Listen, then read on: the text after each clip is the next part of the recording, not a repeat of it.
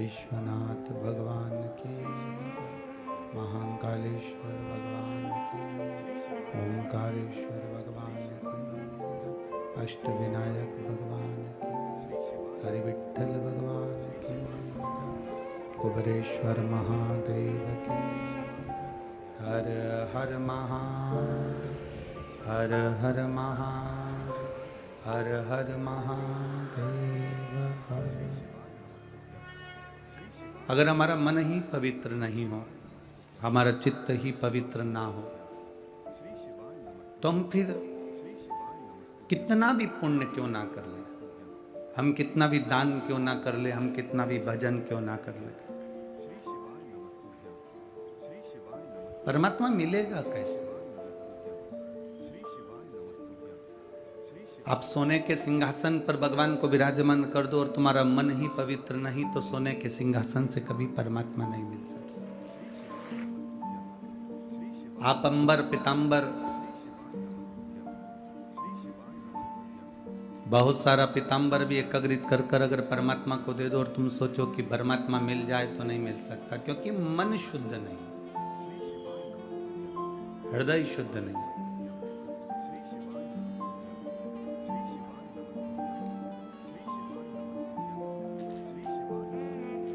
स्नान करने के बाद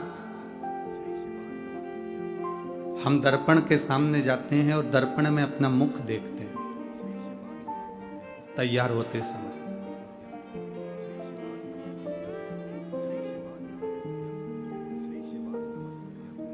रोज स्नान करते हैं और रोज दर्पण में मुख देखते हैं। जिस तरह से हम स्नान करने के बाद दर्पण में मुख देखते हैं कि मैं ठीक लग रहा हूं कि नहीं लग रहा, मेरा चेहरा कैसा लग रहा है, मेरे बाल कैसे लग रहा है, मेरे कुंडल कैसे लग रहा है, मेरे गले की कंठी कैसी लग रही है, मेरे वस्त्र कैसे लग रहे हैं, मेरे मस्तक का श्री तिलक कैसा लग रहा है, मेरे आंखों का सुरमा कैसा लग रहा है। रोज स्नान करने के बाद हम रोज दर्पण देखते हैं कि उसमें हम लग कैसे रहे। उसी तरह जैसे स्नान करने के बाद दर्पण देखते हो कि कैसे लग रहे हो, जब भी कोई कर्म करो, काम करो, उस कर्म को करने के बाद अपने मन के दर्पण को जरूर देखो कि मैंने ठीक करा कि नहीं, मैंने श्रेष्ठ कर्म करा कि नहीं करा, मैंने किसी का दिल तो नहीं दुखाया, मैंने किसी को तकलीफ तो नहीं दी, किसी को कष्ट तो नहीं दिया, हमारे द्वारा किसी को कोई दुख तो नहीं हुआ। कई लोग कहते हैं हम बड़े दुखी हैं गुरुजी, हम कहते हैं दुख से कब तक भागोगे? संसार में ऐसा कोई बता दो जिसको तकलीफ नहीं हो, जिसको दुख नहीं हो।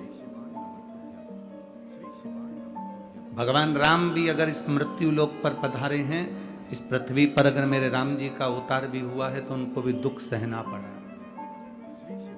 तो आप और हम तो क्या है?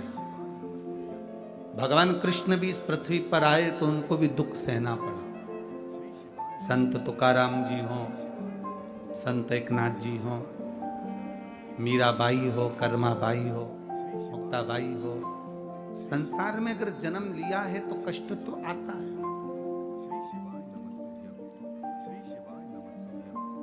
दुनिया के लोगों में और संत में एक बड़ा अंतर है।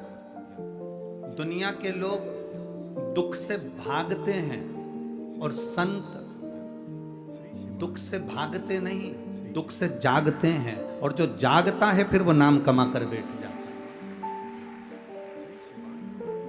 हम दुख से भागेंगे तो दुख हमारा पीछा छोड़ने वाला नहीं है, वो तो आज है तो कल भी और कल है तो परसों।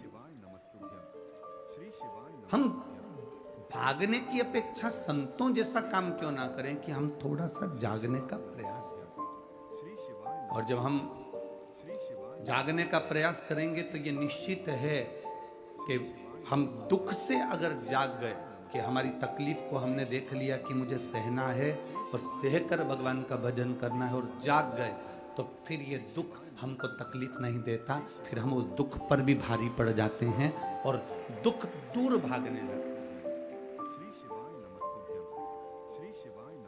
यहाँ इतने सारे बैठे हो आप सभी लोग और बहुत सारे भक्त लोग टीवी पर आस्था चैनल पर कथा देख रहे हैं, कोई फेसबुक यूट्यूब पर कथा सुन रहा है।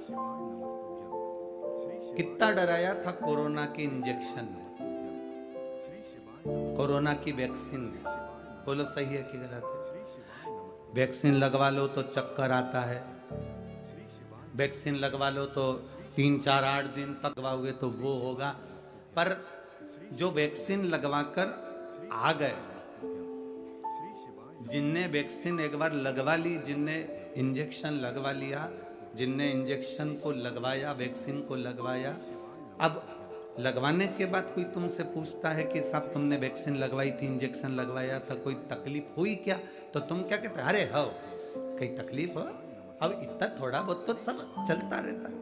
पर तकलीफ, कोई ऐसी तकलीफ नहीं हुई कि हमको ये हाथ दुख गया, कि हाथ ही 8 दिन तक नहीं उठा, या हमको ये तकलीफ आई।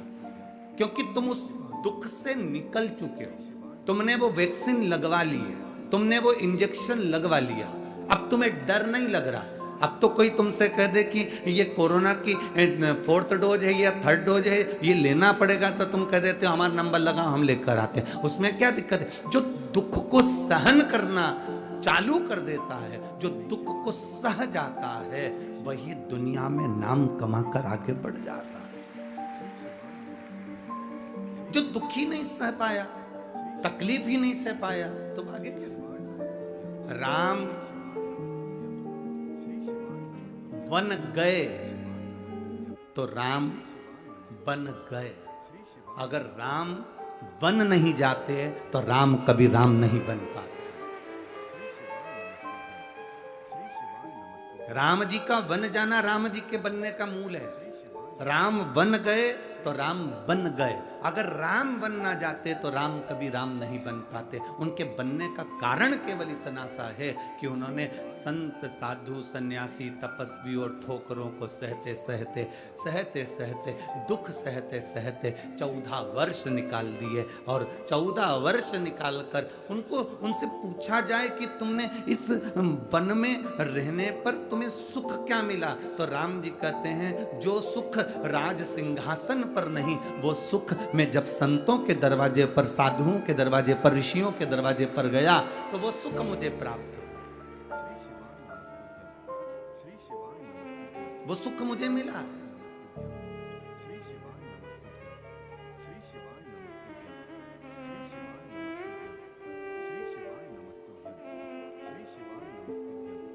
जो दुनिया में कहीं सुख नहीं, वो सुख परमात्मा के चरणों में।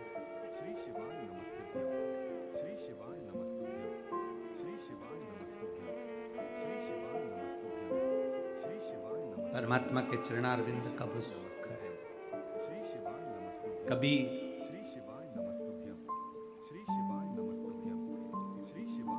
एकांत में बैठकर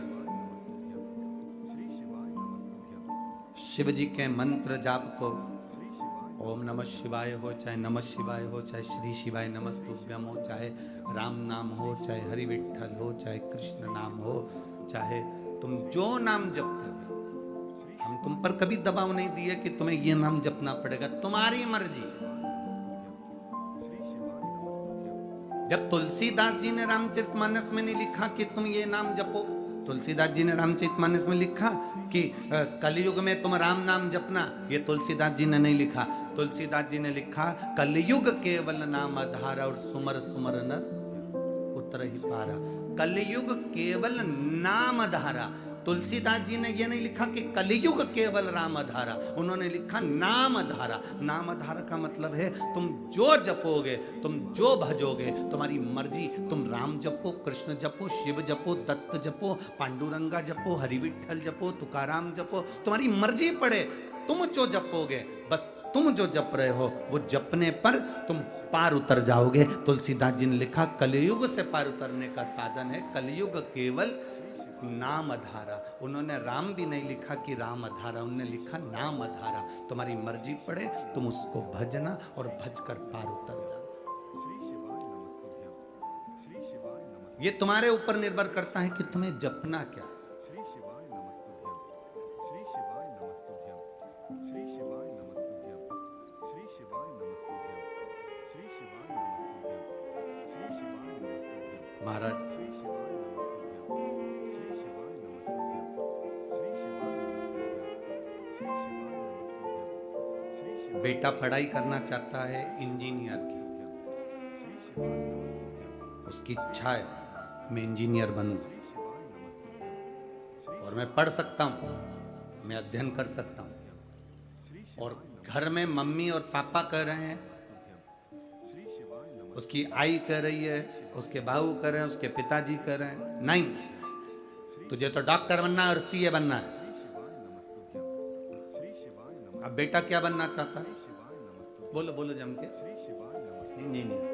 और पिताजी क्या कर रहे हैं? डॉक्टर बन या सीए बन। माँ कह रही है या तो डॉक्टर बन या सीए बन। श्री शिवाय नमस्तुभ्यं, श्री शिवाय नमस्तुभ्यं, श्री शिवाय नमस्तुभ्यं, बेटा चाहता है मैं इंजीनियर बनूं और घर के लोग चाहते हैं कि ये डॉक्टर बने, ये सीए बने।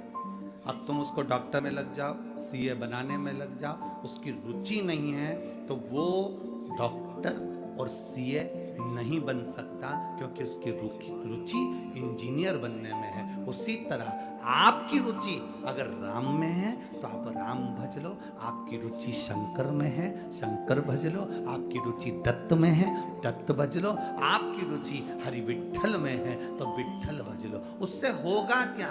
अगर वो इंजीनियर की पढ़ाई अच्छे दिल से कर लेगा तो एक अच्छी पद पर जाकर बैठ जाएगा। अगर आप जिसका भजन कर रहे हो उसको दिल से कर लिया तो उसी में राम, उसी में शंकर, उसी में कृष्ण, सबका दर्शन हो जाएगा। आप जपो तो, श्री शिवाय नमस्तुभ्यं, श्री शिवाय नमस्तुभ्यं, अब बजो तो।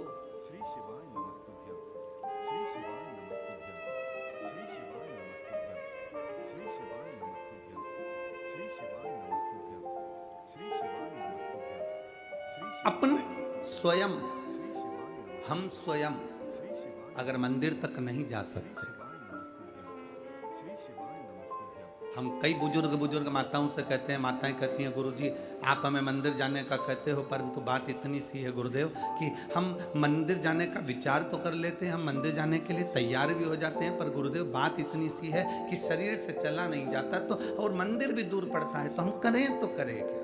श्री शिवाय नमस्तुभ्यं, श्री शिवाय नमस्तुभ्यं, श्री शिवाय नमस्तुभ्यं, श्री शिवाय नमस्तुभ्यं, श्री शिवाय नमस्तुभ्यं, श्री एक बहन रोज एक पत्र लिखती है, शायद आज भी पत्र आया होगा, हम पढ़ नहीं पाए। श्री शिवाय नमस्तुभ्यं, श्री शिवाय नमस्तुभ्यं, श्री शिवाय नमस्तुभ्यं, वो उस पत्र में लिखती है कि गुरुजी हम जिस गांव में रहते हैं उस गांव में हम शंकर जी के मंदिर जाते हैं, उस गांव में हम शिव जी के, श्री शिवाय नमस्तुभ्यं, श्री शिवाय नमस्तुभ्यं, श्री शिवाय नमस्तुभ्यं, श्री शिवाय नमस्तुभ्यं, श्री शिवाय नमस्तुभ्यं, श्री शिवाय आप लिख कर भेजो मुझे, थोड़ा सा लिखिए, मैं उसको देखता हूं। श्री शिवाय नमस्तुभ्यं, श्री शिवाय नमस्तुभ्यं, शंभू श्री शिवाय नमस्तुभ्यं, जरूर जरूर मैं करता हूँ, बेटो जरूर करूँगा। आज कथा के बाद में 10 मिनट आपका और हमारा ही शरीर, ठीक है? बात नहीं।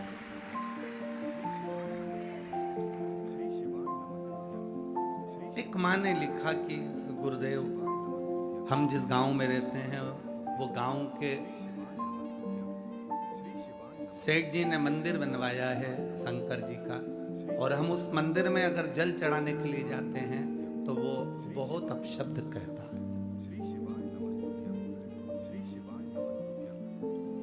हमारे चक्कर में उसने भगवान को भी ताले में बंद कर दिया कि कोई जल ना चढ़े।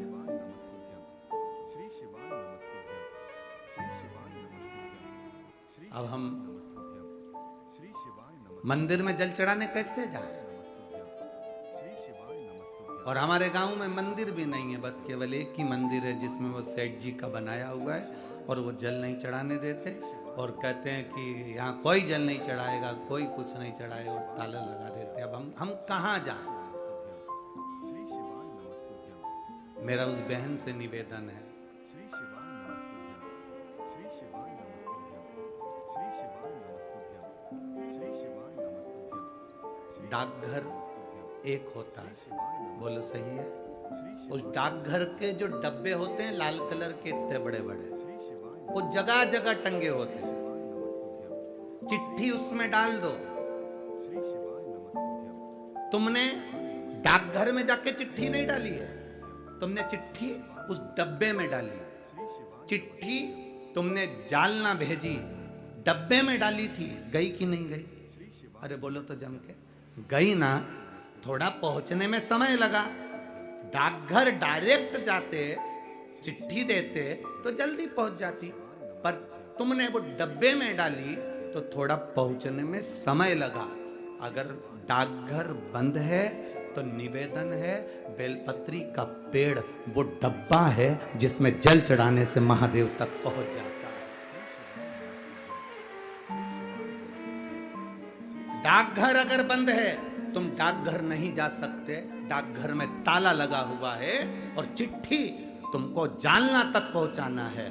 अगर तुम्हें तुम्हारे जल को महादेव तक पहुंचाना है तो तुम चाहे पीपल का वृक्ष हो, चाहे बड़ का वृक्ष हो, चाहे बेलपत्री का वृक्ष हो, चाहे जो वृक्ष हो, उसमें तुम उस परमात्मा को याद करो और दिल से कहो, मेरा शंभु, मेरा शंकर। पीपल के नीचे जल चढ़ाना तो कहना पिपलेश्वर महादेव, बड़ के नीचे जल चढ़ाना तो बटकेश्वर महादेव, बेलपत्री के नीचे जल चढ़ाना तो हर हर महादेव। तुम जहां जल चढ़ाओगे मेरा शंकर उसको स्वीकार कर लेगा, भले तुम डाकघर जाओ।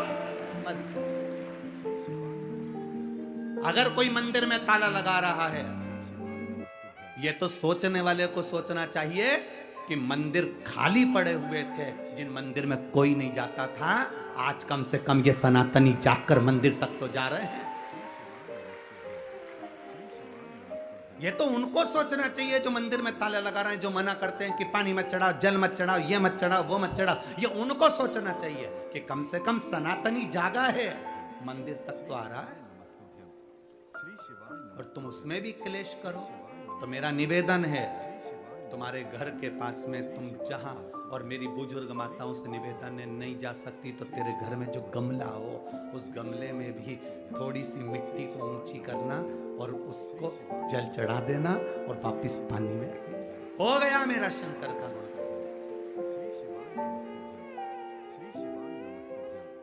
अगर मंदिर में तुम्हें जाने से मना ना करे तो तुम मंदिर जाओ, देवालय जाओ, शिवालय जाओ, और अगर मना कर दे तो फिर अपना भगवान की भक्ति जहां बैठकर करोगे वो स्वीकार कर, स्वीकार। श्री शिवाय नमस्तुभ्यं, श्री शिवाय नमस्तुभ्यं, श्री शिवाय नमस्तुभ्यं, श्री शिवाय। वो क्यों ना सुने?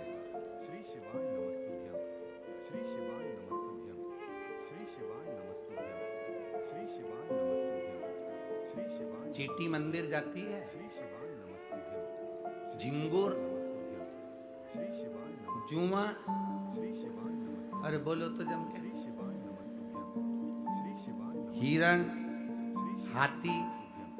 श्री शिवाय नमस्तुभ्यं, जरा विचार करिए, श्रीमद् भागवत पढ़ी आप लोगों ने? श्री शिवाय। सुनी है भागवत? भागवत में सुना होगा तो भागवत में हाथी के पांव को मगर पकड़ लिया, गज के पांव को ग्रह ने पकड़ लिया और हाथी सबको बुलाया, कोई नहीं आया। आखिरी में हाथी ने भगवान को बुलाया और भगवान आए, सुदर्शन छोड़ा, ग्रह का शीश कर, मगर का सिर कर, हाथी का पांव छूट गया। हाथी डिप्रेशन में पड़ गया, हाथी का पांव छूटा और हाथी टेंशन में आ गया।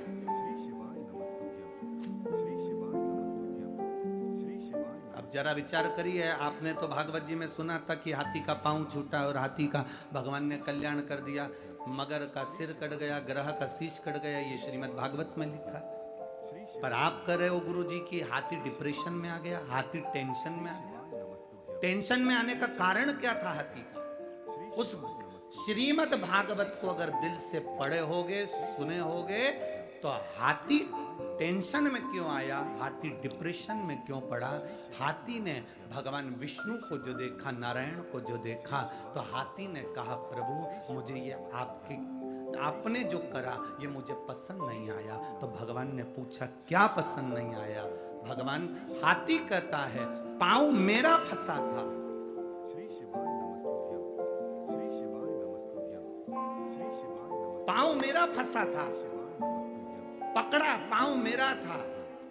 आपको कल्याण मेरा करना था और आपने सुदर्शन उठाकर मगर का सिर काट दिया। सबसे पहले कल्याण मेरा होना था और सबसे पहले कल्याण मगर का कर दिया। श्री शिवाय पहले कल्याण मेरा होना था और आपने कल्याण मगर का कर दिया, उसको परम पद दे दिया और मैं हाथी पड़ा ही हूं। श्री शिवाय नमस्तुभ्यं, भगवान नारायण ने कहा रे हाथी, शिवाय नमस्तुभ्यं, तू मुझे भज रहा था, तू मेरा भजन कर रहा था और वो मगर तेरे पांव को पकड़ा था। भजन करने वाले का जो पांव पकड़ता है सबसे पहले वो तरता है।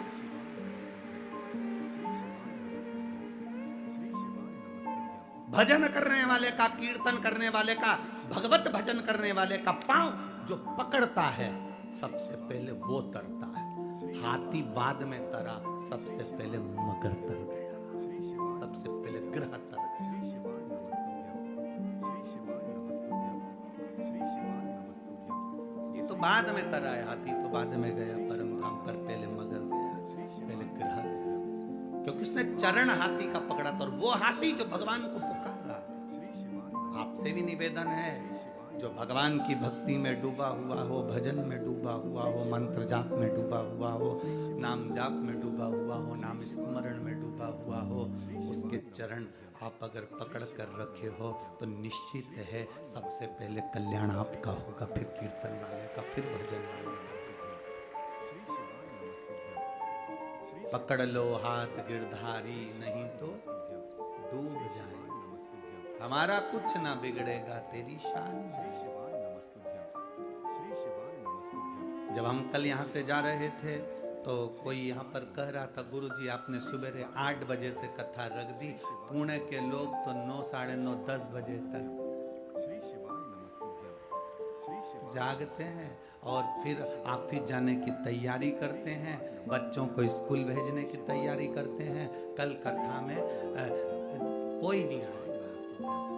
श्री शिवाय नमस्तुभ्यं, श्री शिवाय नमस्तुभ्यं, अब जरा अंदाजा लगा कर देखिए, श्री पूरे 7 दिन के रिकॉर्ड तुमने आज तोड़ दिए हैं।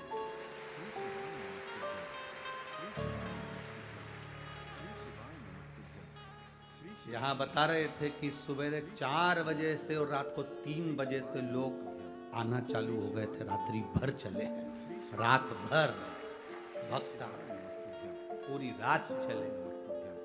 श्री शिवाय नमस्तुभ्यं, अब पूछा एक बार रामकृष्ण परमहंस जी से, वृंदावन में रामकृष्ण, भारत की भूमि के पहले संत थे रामकृष्ण परमहंस, श्री शिवाय नमस्तुभ्यं, भारत की भूमि के पहले संत थे रामकृष्ण परमहंस, जो मथुरा के रेलवे स्टेशन पर उतरे थे तो पांव के बल नहीं उतरे थे, अपने सिर के बल उतरे थे, सिर के बल। रामकृष्ण परमहंस। स्वामी विवेकानंद जी ने पूछ लिया था रामकृष्ण परमहंस जी से कि मथुरा के रेलवे स्टेशन पर आप पांव से नहीं उतर रहे हो, सबसे पहले आप ट्रेन से अपने सिर को बाहर निकालकर जमीन पर रख रहे हो, सिर के बल उतर रहे हो, ऐसा क्यों? तो रामकृष्ण परमहंस जी ने कहा था, जिस ब्रज की रज में मेरे भगवान ने अपना चरण रखा, उस ब्रज की रज में सबसे पहले मैं अपना सिर रखना चाहता हूं, सिर रख। वृंदावन के लोगों को मालूम पड़ा कि रामकृष्ण परमहंस जी आए हैं, तो ब्रज के लोग इकट्ठे होकर आ गए। रामकृष्ण परमहंस जी से पूछा कि एक बात बताओ। रामकृष्ण परमहंस जी से कहा, संत देव, गुरुदेव, एक बात बताओ, भगवान कृष्ण की बंसी में ऐसा क्या था कि गोपियां आधी रात को दौड़ कर आ जाती थी? भगवान कृष्ण की बंसी में ऐसा क्या था कि गोपियां आधी रात को भाग कर आ जाती थी? भगवान कृष्ण की बंसी में ऐसा क्या था कि गोपियां सुध भूल कर आ जाती थी? ऐसा बंसी में था क्या? ऐसा बंसी में था क्या जो गोपियां सुध भूल कर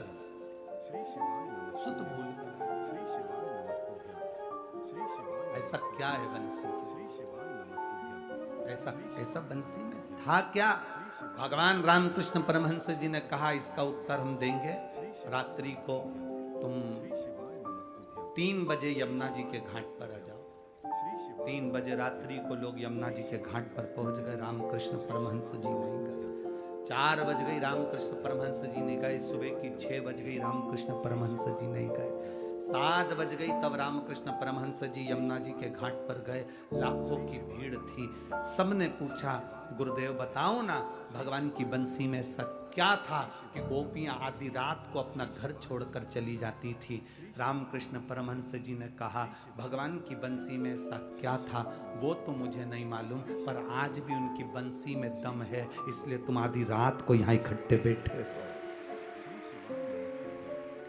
आधी रात को तुम इतने सारे आए हो, आज भी उनकी बंसी में कुछ तो होगा, कुछ तो सुख होगा। अर्थात शिव महापुराण की कथा में कुछ तो होगा। जो लोग रात्रि को 2 बजे, 3 बजे, 4 बजे, 5 बजे, 6 बजे कोई समय नहीं देख रहा, चले भगवत भजन किया, कुछ तो होगा। और वो क्या है शिव भगवान की इस कथा में, क्या है शिव महापुराण की इस कथा में, वो तो वही जानता। पर ये निश्चित है, खाली न जाता कोई दर से तुम्हारे, खाली न जाता कोई दर से तुम्हारे, मैं भी खड़ा हूँ नंदी बाहें पसारे, अपने हृदय से लगा लो, लगा लो, गिरा जा रहा हो उठा लो, भोले अपने दर से अब तो न टालो, गिरा जा रहा हूँ उठा लो। वो साधता है।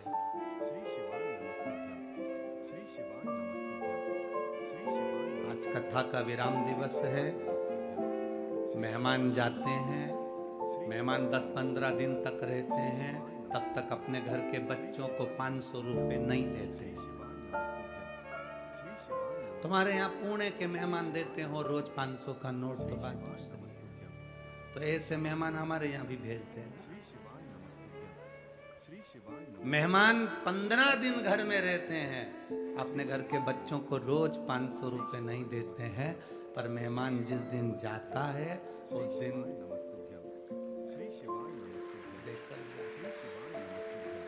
बस।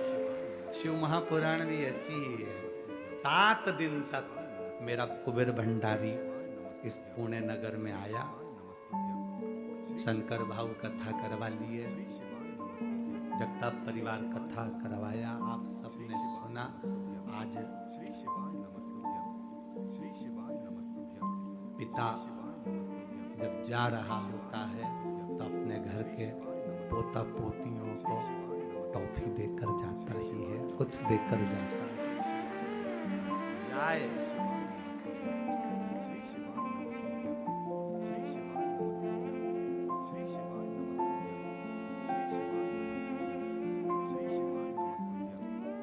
विदाई का दिन रहता है 7वां दिन, और खुशी का दिन भी होता है 7वां दिन, क्योंकि 500 रुपए मिलते हैं।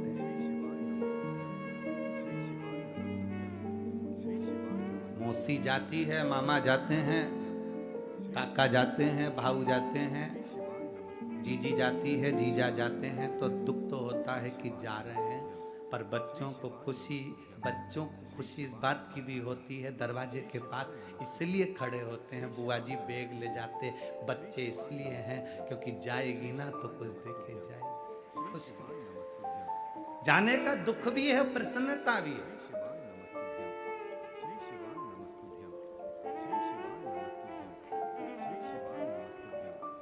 आप भी मेरे भोलेनाथ जी से कहना, बाबा आप जा रहे हो ना कुबेर भंडारी, पर जाते जाते ऐसी कृपा जरूर कर कर जाना, ऐसा धन हमको भी देना कि जिंदगी में एक बार शिव महापुराण की कथा हम भी करवा सकें,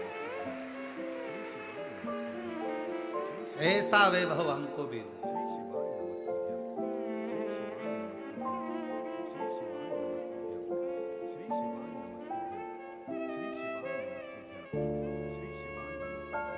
यहाँ से जा रहे थे तो वो चौराया आता है, वो चौराहे पे लोग फूल फेंक के मार रहे थे ऐसे। अब आज के जमाने में लोग फूल तो फेंकते नहीं, बस केवल निशाना साधते हैं। तो वो पीछे से कोई चिल्ला रहा था, महाराज जी हर साल आया करो। तो हमने उनसे काम, गणेश जी नहीं है, हर साल आया करो। तो भाव, ये प्रेम है, ये पुणे का, महाराष्ट्र का ये वात्सल्यता है कि आया करो,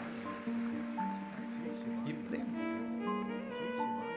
जाने का दुख भी है तो मिलने का दुख भी, प्रसन्नता भी है कि मेरा बाबा विराम वाले दिन जब मेरा कुबेर भंडारे की कथा पूरी होती है, ये कुबेरेश्वर धाम, ये कुबेर भंडारी की जो 7 दिवसीय शिव महापुराण जब पूरी होती है, तो वो जाते जाते आखिरी दिन जिसके पास जो बैग हो, जिसके पास जो झोली हो, जिसके पास जो सामान हो, समझ लेना वो खाली नहीं रखता, वो देकर ही भेजता है, भरकर भेजता है। आता क्या खाली,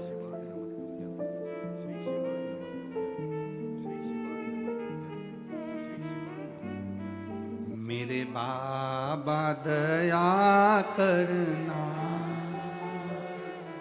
मैं तेरे भरोसे,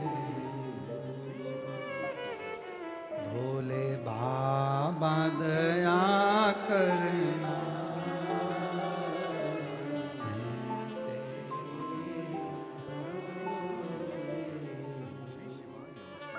मैं तेरे भरोसे हूँ, मैं तेरे भरोसे हूँ,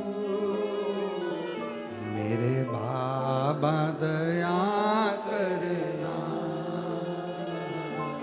मैं तेरे भरोसे। हम बाबा के भरोसे पर, हम किसके साथ? श्री शिवाय नमस्तुभ्यं, श्री शिवाय नमस्तुभ्यं, श्री शिवाय नमस्तुभ्यं। अड़चनें बहुत आती हैं जिंदगी में, पर संभलना भी हमको है।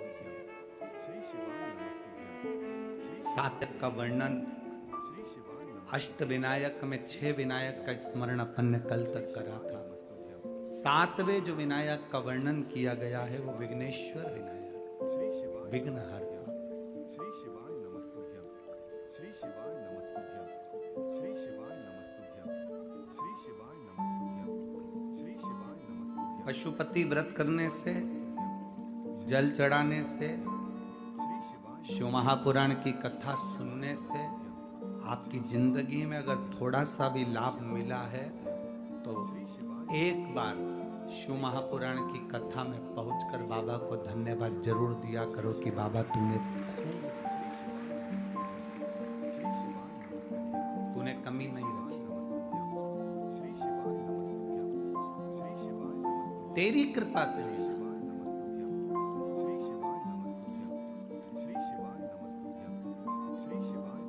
और तू कृपा नहीं करता तो ये कुछ नहीं। और एक बहुत अच्छी बात अपने भीतर उतारना, एक लोटा जल चढ़ाना पर दिखावे से, पशुपति व्रत करना तो भगवान को रिझाने के लिए, दिखावे के लिए।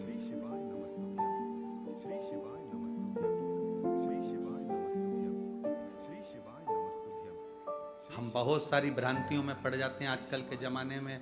लोग शिव पुराण को यहाँ से सुन तो लेते हैं, पर सबने अपने अपने नियम अलग अलग बनाकर पशुपति व्रत को बताना चालू कर दिया। पर पशुपति व्रत का जो नियम है,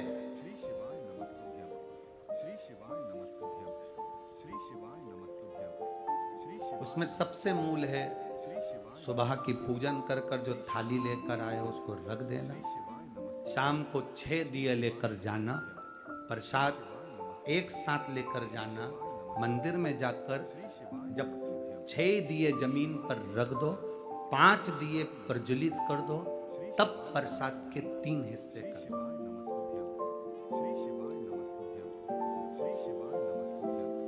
2 हिस्से प्रसाद के मंदिर में छोड़ना। एक दिया जिसको तुमने जलाया नहीं है, प्रज्वलित नहीं किया, उसको उठाकर थाली में रख लेना और प्रसाद का एक हिस्सा रख लेना। बाबा को विनती कर कर, पूजन अर्चना कर कर, शाम को जब पूजन कर कर घर आओ, घर के अंदर जब प्रवेश करो तो अपना सीधे हाथ पर दिया बाहर बैठ कर, बैठना आराम से, ऐसे नहीं बैठना कि अपन कहीं हरके से बैठ जाए। घर की ओर मुख करो, दरवाजे के सीधे हाथ की ओर बैठो, घर की ओर मुख करो और दिया प्रज्वलित करो। विनती करो, बाबा आज मेरा पहला पशुपति व्रत है, तो स्वीकार कर। मंदिर में भी कहो और घर में भी जलाते समय। घर में अंदर प्रवेश कर कर जब भोजन ग्रहण करो, भोजन के पहले जो मीठे का प्रसाद का एक हिस्सा लेकर आए हो वो पूरा पाइए, उसमें से किसी को नहीं दीजिए। कढ़ाई में अगर प्रसाद बनाया है, भगोनी में प्रसाद तैयार करा है, सीरा बनाया है, मीठी थुली बनाई है या खीर बनाई है, या आपने जो भी बनाया है, मीठा भात बनाया हो, जो भी तुमने प्रसाद के लिए बनाया हो, बस निवेदन इतना है कि कढ़ाई में उतना ही बनाना जितना तुम्हें मंदिर ले जाना। कढ़ाई में छूटना नहीं चाहिए। छूट गया तो प्रसाद के फिर 2 हिस्से वहीं पर होगा, क्योंकि एक हिस्सा तो तुम मंदिर ले गए और एक हिस्सा कढ़ाई में पड़ा की पड़ा रह गया, तो फिर वो पशुपति व्रत स्वीकार नहीं। बनाना उतना ही जितना पूरा की पूरा मंदिर चले। फिर मंदिर में 3 हिस्सों पर, कढ़ाई में 3 हिस्से नहीं।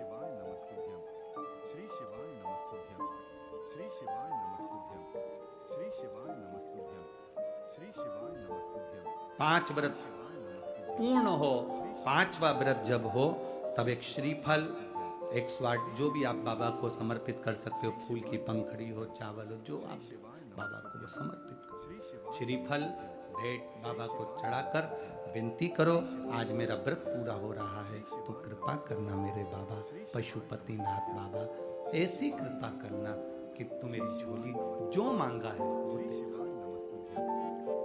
थोड़ा रुकना, फिर अगर कार्य तुमने दिल से करा है, अगर व्रत बाबा स्वीकार है, दिल से करा है स्वीकार है।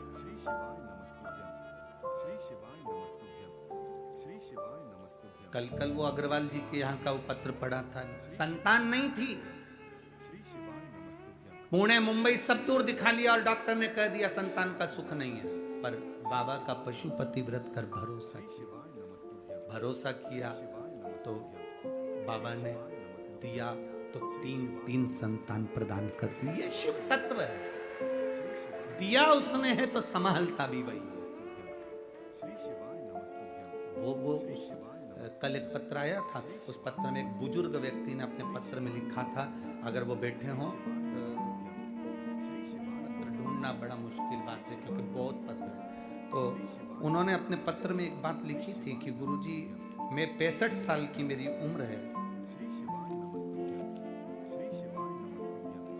पत्र ढूंढना तो मुश्किल है, 65 साल की मेरी उम्र है, मेरे शरीर में एक बीमारी हो गई है, जिस बीमारी के चलते मैं चल फिर नहीं सकता, मेरी नसें चौक हो गई है और मैं जा नहीं सकता।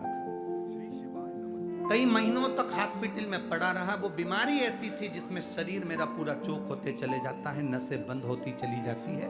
उस बीमारी का नाम भी उन्होंने लिखा था, जिस बीमारी का इलाज पूरे ना तो भारत में है ना विदेश में है। शरीर पूरा बेकार हो गया था, पड़ा रहता था, डॉक्टर ने कह दिया था इसका कोई इलाज नहीं है और तुम इनको घर ले जाओ। घर में भी पड़ा रहता था क्योंकि पाँव काम नहीं करते थे, शरीर काम नहीं करता था, बोल पाता नहीं था। धीरे धीरे शरीर ने पूरा जकड़ लिया था, बस मृत्यु की कतार पर था।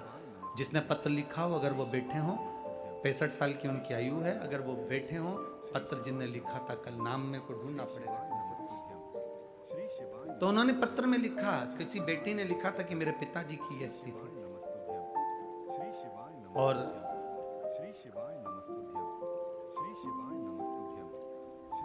एक लोटा जल शिव जी को चढ़ाना प्रारंभ करा और बेलपत्री मेरे पिताजी ने खाना प्रारंभ करी। आज पूरे गांव में, आप ही ने लिखा था, हाथ उठाकर दोनों दोनों हाथ हिला दे।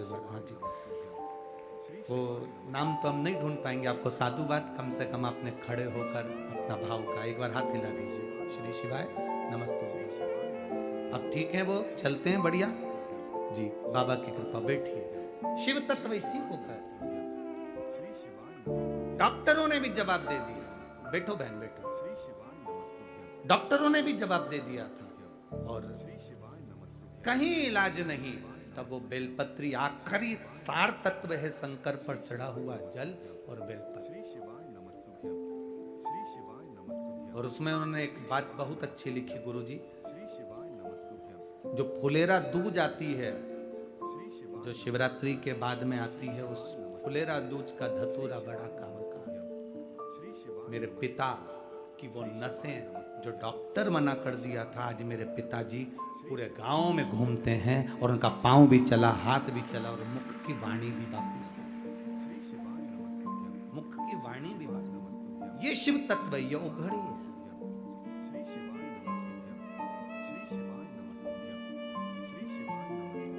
हम जल चढ़ा रहे हैं पर विश्वास नहीं है। हम मंदिर जा रहे हैं पर भरोसा नहीं है।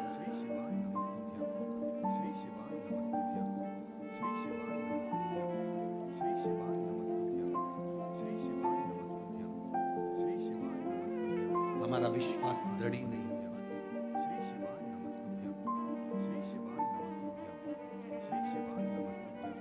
अब